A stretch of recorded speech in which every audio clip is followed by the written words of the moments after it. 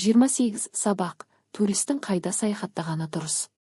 Сабақтың мақсаты – сен Қазақстанның тарихи, мәдени, табиғи туристік нысандары туралы білетін боласың.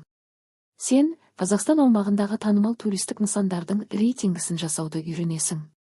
Бір тапсырма – саяхат бағытын таңда.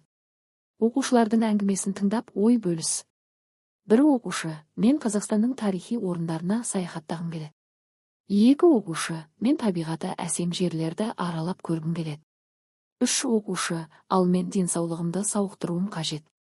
Екі тапсырма: суреттердің қайсысы тарихи, мәдени, қайсысы табиғи және тәуелді ету туристік нысандарына жатады.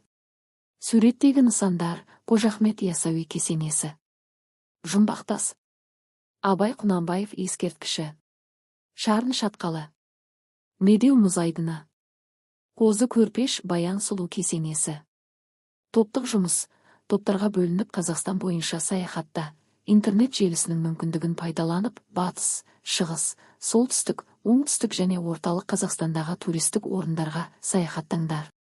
Туристік нысандар жайлы жарнамалық плакаттар дайындаңдар. Өзім жасаймын: өзіңе ұнаған кез келген туристік нысанды таңдап, ол жайлы жарнамалық кітапша дайында.